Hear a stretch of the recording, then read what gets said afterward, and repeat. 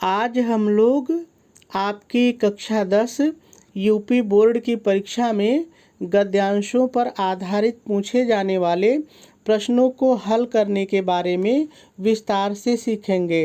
हम लोग सीखेंगे कि किस तरह से गद्यांश पर आधारित प्रश्न पूछा जाता है, यह कितने नंबर का होता है, इसको हल करने के लिए किन किन चीज़ों की आवश्यकता होती है और कॉपी पर इसके उत्तर को आप किस तरह से लिखेंगे। तो चलिए सबसे पहले हम लोग यही जान लेते हैं कि आपके बोर्ड की परीक्षा में गद्यांश पर आधारित प्रश्न किस तरह से पूछा जाता है। तो देखिए, गद्यांश पर आधारित प्रश्न की जो सूचना होती है वो इसी तरह से होती है। आप भी मेरे साथ पढ़ लीजिए। निम्नलिखित गद्यांशों में से किसी एक के नीचे दिए गए प्रश्नों के उत्तर लिखिए। देखिए, यहाँ पर एक चीज़ आप समझ लीजिए कि यहाँ पर आया है गद्यांशों, इसका मतलब ये बहुवचन है। तो आपके बोर्ड के पेपर में दो गद्यांश दिए रहेंगे, एक पहला रहेगा और दूसरा पहले का अथवा रहेगा। ठीक है, इस तरह से दो गद्यांश रहेंगे और उसमें से जो भी आपने अच्छे से तैयार किया हो, जो भी आपको लग रहा हो कि सरल है, मैंने अच्छे से तैयार किया है, उसी को आपको हल करना है। ठीक है, और ये जो गद्यांश पर आधारित प्रश्न होते हैं, देखिए यहाँ पर ये 3 प्रश्न पूछे जाते हैं। एक प्रश्न 2 नंबर का होता है और इस तरह से 3 प्रश्न जो हैं 6 नंबर के होते हैं। तो गद्यांश पर आधारित प्रश्न 6 नंबर का होता है। ठीक है, अगली महत्वपूर्ण बात, देखिए आपके बोर्ड के पेपर में 20 प्रश्न बहुविकल्पीय रहेंगे, जिनका उत्तर आपको OMR शीट पर इस तरह से काला करके देना होता है। ये खंड क का प्रश्न होता है, लेकिन जो खंड ख आपका होगा उसका पहला प्रश्न गद्यांश पर आधारित ही होता है। ठीक है, तो खंड ख का ये पहला प्रश्न होता है। अब अगला चीज़ हम लोग जानते हैं कि प्रश्न किस तरह से पूछता है। तो देखिए, ये गद्यांश दिया है, इसी तरह से दो गद्यांश दिए रहेंगे और उनके नीचे ये गद्यांश आपके सामने जो चल रहा है और उसके नीचे इसी तरह से 3 प्रश्न दिए रहेंगे। ठीक है, यहाँ पर आपको 4 प्रश्न दिख रहा होगा, तो मैंने आपको समझाने के लिए 4 प्रश्न लिया है कि पता नहीं कौन सा 3 प्रश्न आ जाए।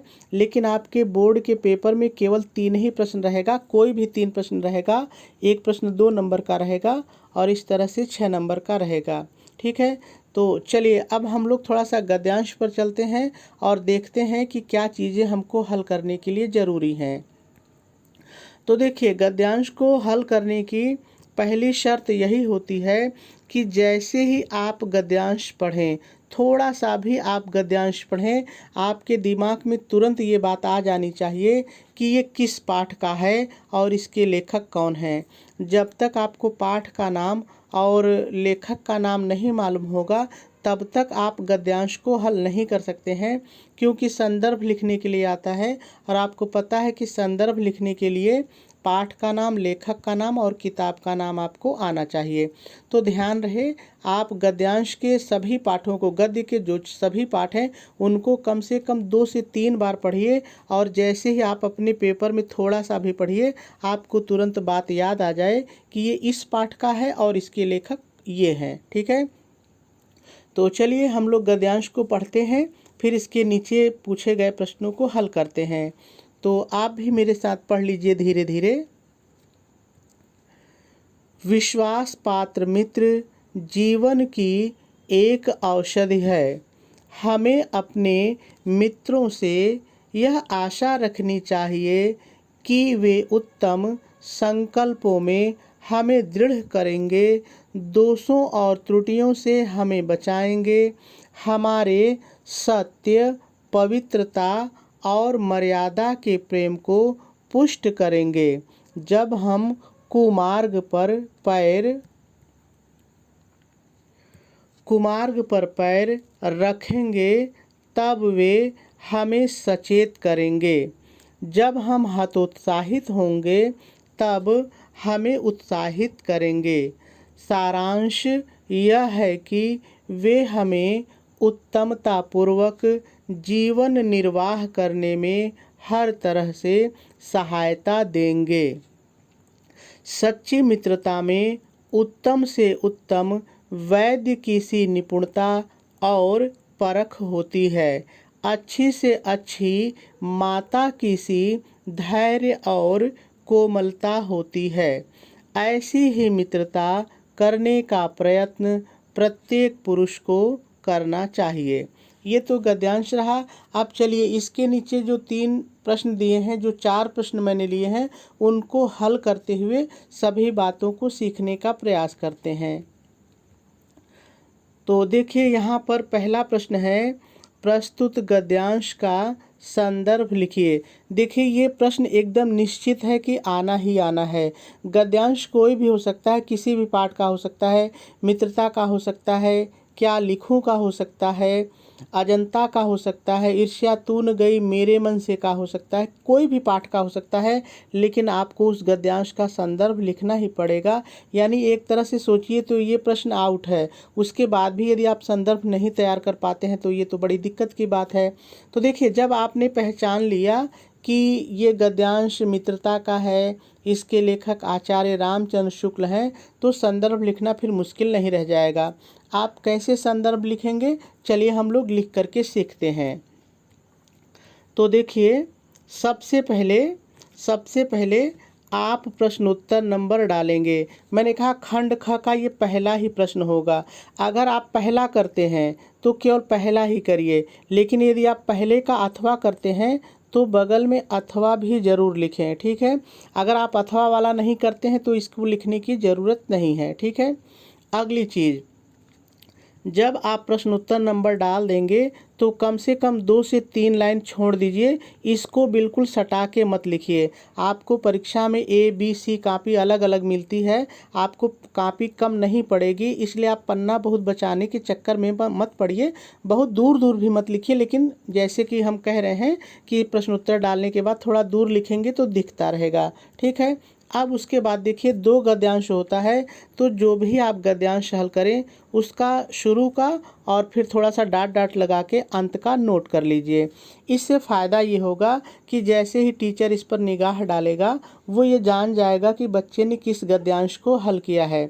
यदि आप कहेंगे कि सर इसको ना लिखें तो कोई दिक्कत नहीं, ये प्रतिबंध नहीं है कि आप इसको लिखिए, लेकिन हम चाहते हैं कि हमारी कापी अच्छी से अच्छी दिखे, तो इतना हमको करने में कोई बुराई नहीं है, ठीक है। यदि आप नहीं लिखते हैं तो नंबर पर कोई प्रभाव नहीं पड़ेगा। तो मैंने कहा कि जो भी गद्यांश हल करिए उसका शुरू का और थोड़ा सा लास्ट का लिख लीजिए। अब देखिए अब आपको संदर्भ लिखना है। तो मैंने देखिए आपको बताया था कि 3 चीज़ों की आवश्यकता पड़ेगी, किताब का नाम, पाठ का नाम और लेखक का नाम। और इन चीज़ों को आप काले रंग की पेन से ही लिखिएगा तो अच्छा दिखेगा, जैसे मैंने लिखा है, ठीक है। तो देखिए जब आप इसको उतार लेंगे तो फिर 1 से 2 लाइन छोड़ेंगे। और पहला प्रश्न है, देखिए यहाँ पर आपको थोड़ा सा मैं दिखा दूँ। देखिए यहाँ पर ये पहला प्रश्न है तो वही आपको डालना है, ठीक है। देखिए मैंने यहाँ पर डाल दिया है।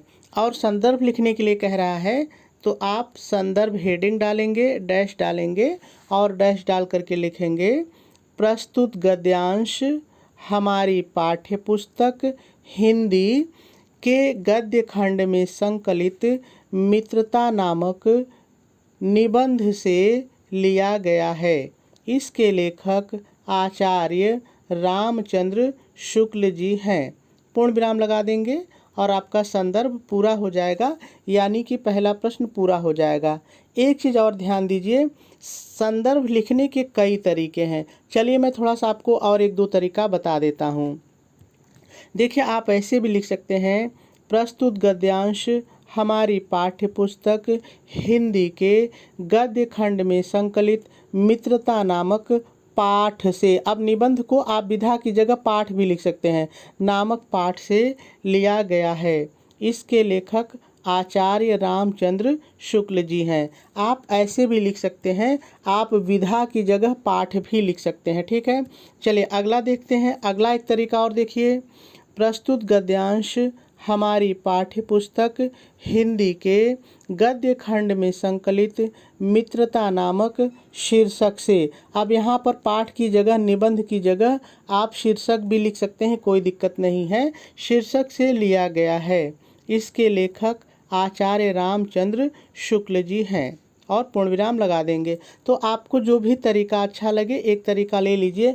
मैंने तीनों तरीका इसलिए बताया है कि लोग अलग अलग तरीके से आपको संदर्भ बताते हैं, तब आपको लगता है कि नहीं उस आदमी ने तो गलत पढ़ा दिया, लेकिन ऐसा नहीं है, आपकी इच्छा है। ठीक है, पहला प्रश्न पूरा हुआ। चलिए दूसरा प्रश्न देखते हैं क्या है। देखिए दूसरा प्रश्न कह रहा है कि हमें अपने मित्रों से क्या आशा करनी चाहिए। हमें अपने मित्रों से क्या आशा करनी चाहिए।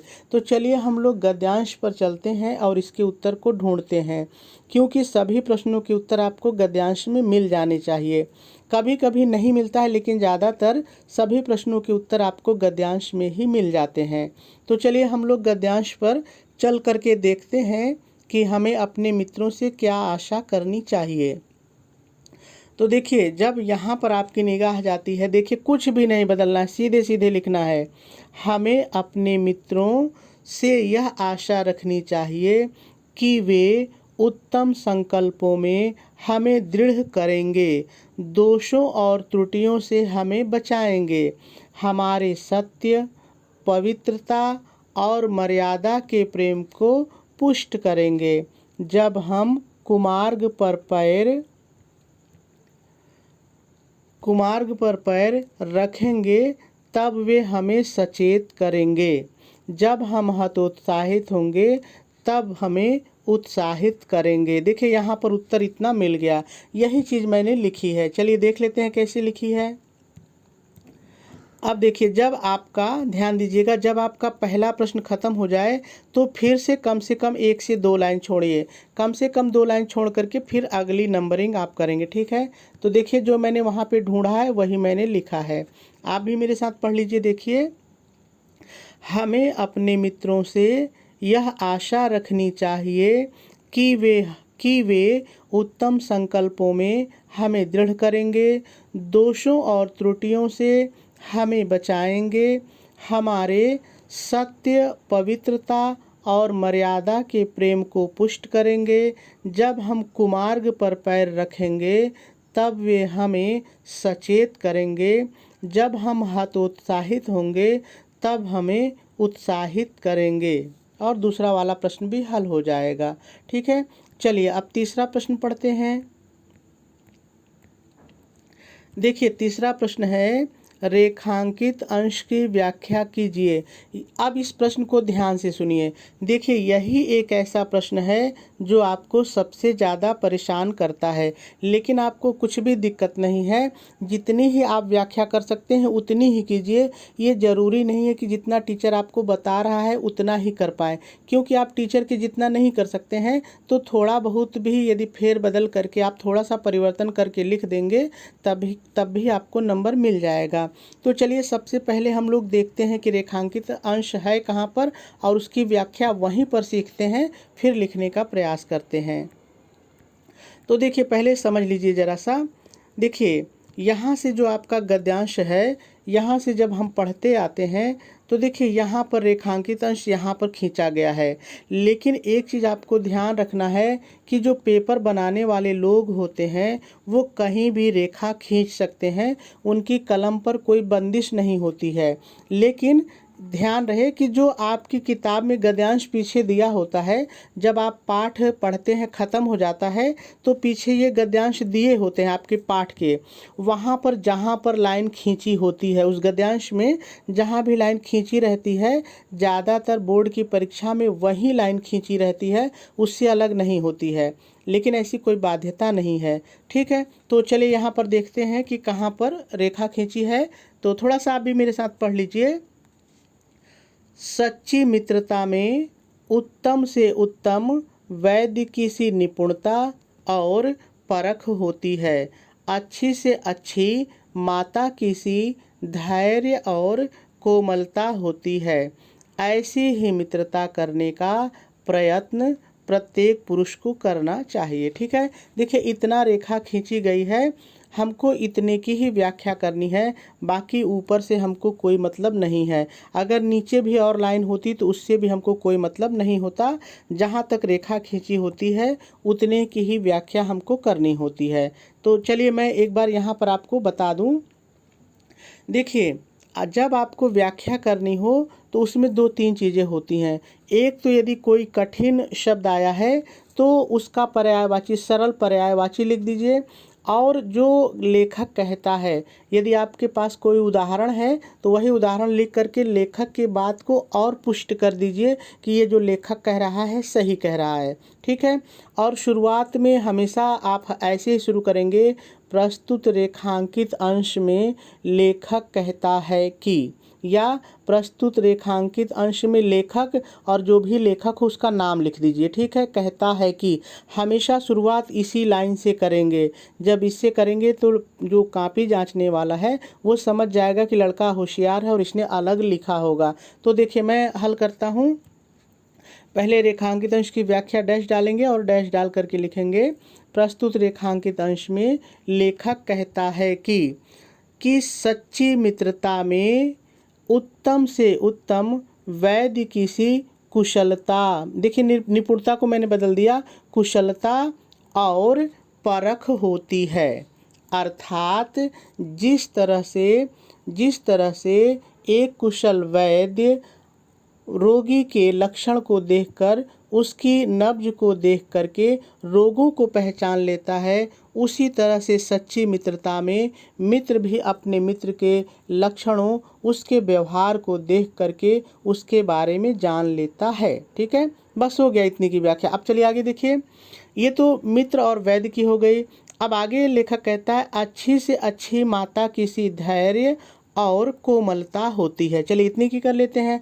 आगे लेखक कहता है कि एक जो सच्चा मित्र होता है उसमें माता के समान ही धैर्य होता है। ऐसे ही लिखना है, जिस तरह से माता मुसीबत में धैर्य धारण करके अपने पुत्र का साथ देती है, उसे मुसीबत से बाहर निकालती है और गलत रास्ते पर चलने पर उसे कोमलता के साथ समझा करके सही रास्ते पर लाती है, उसी तरह से एक सच्चा मित्र भी माता के समान ही मित्र को मुसीबत में पड़ने पर धैर्य के साथ उसका साथ देता है और उसे अच्छे रास्ते पर, मुसीबत से निकाल करके अच्छे रास्ते पर लाने का प्रयास करता है। इतने की भी व्याख्या हो गई।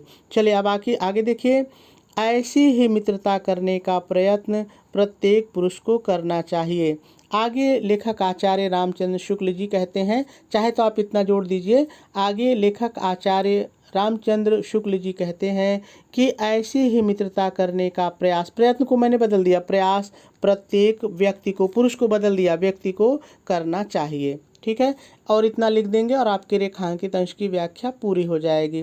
तो देखिए बस रेखांकित अंश की व्याख्या जब आप करेंगे तो जहाँ रेखा खींची गई उससे एक दो लाइन लिखते समय ज़्यादा हो जाती है, तो कोई दिक्कत नहीं है। ठीक है। इसी तरह से आपको लिखना है।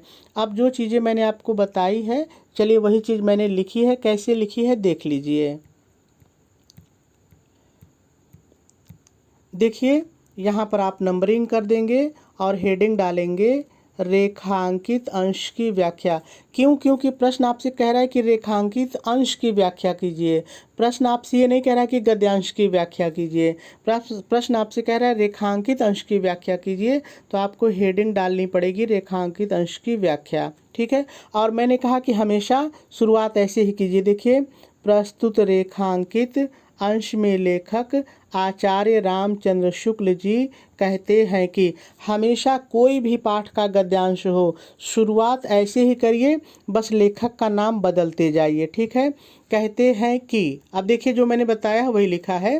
कहते हैं कि सच्चा मित्र एक कुशल चिकित्सक के समान होता है। जिस तरह से एक कुशल चिकित्सक रोगी की नब्ज और लक्षण को देखकर उसके रोगों को जान जाता है और उचित औषधि देकर उसे रोग मुक्त कर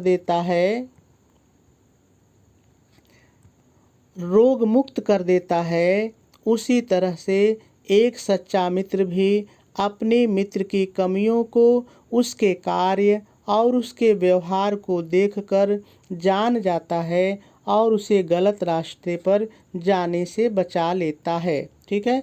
चलिए आगे देखिए। सच्चा मित्र माता के समान धैर्य धारण करने वाला तथा कोमल हृदय वाला होता है। अर्थात जिस प्रकार से माता मुसीबत में धैर्य धारण करके अपने पुत्र की सहायता करती है और उसे गलत मार्ग पर जाने पर कोमलता से समझाकर सही मार्ग पर चलने के लिए प्रेरित करती है, उसी तरह से सच्चा मित्र भी मुसीबत आने पर धैर्य धारण करके अपने मित्र का साथ देता है और गलत रास्ते पर चलने पर उसे कोमलता से समझाकर सही मार्ग पर चलने के लिए प्रेरित करता है। लेखक अंत में कहते हैं कि हमें ऐसे ही गुणों वाले व्यक्तियों से मित्रता करनी चाहिए। पूर्ण विराम लगा देंगे और आपके रेखांकित अंश की व्याख्या पूरी हो जाएगी। एक बार फिर से ध्यान दीजिए। देखिए, जितना टीचर आपको बताता है, यदि आप उतना नहीं भी लिख पाते हैं, उससे थोड़ा बहुत कम भी लिख पाते हैं, तो कोई दिक्कत नहीं है। आप लिख के ज़रूर आइए, खाली छोड़ करके पेपर को कभी भी मत आइए। ठीक है, ये मैं रेखांकित अंश की व्याख्या की बात कर रहा हूँ। बाकी प्रश्न के उत्तर तो आपको गद्यांश में मिल जाएंगे, थोड़ा सा भी दिमाग लगाएंगे तो कहीं कोई दिक्कत नहीं होगी। चलिए अब चौथा प्रश्न देखते हैं कि क्या है। लेकिन ध्यान रहे कि आपके बोर्ड के पेपर में 3 ही प्रश्न आएंगे, 4 नहीं आएंगे। मैंने जानबूझ करके यहाँ पे 4 लिए हैं। देखिए, कभी कभी ये प्रश्न नहीं पूछता है ना, तब ये पूछ लेता है। तब क्या पूछता है, देखिए, प्रस्तुत गद्यांश के शीर्षक तथा लेखक का नाम लिखिए। तो देखिए, यदि आपको संदर्भ याद है तो वहाँ से भी ये चीज़ें मिल जाएंगी, या मैंने पहले ही कहा कि पाठ को इतनी बार पढ़िए कि आपको पाठ का नाम और लेखक का नाम याद रहे, तभी आप इसको लिख सकते हैं या आप संदर्भ को लिख सकते हैं। तो चलिए, मैंने कैसे लिखा है आपको दिखा दूँ।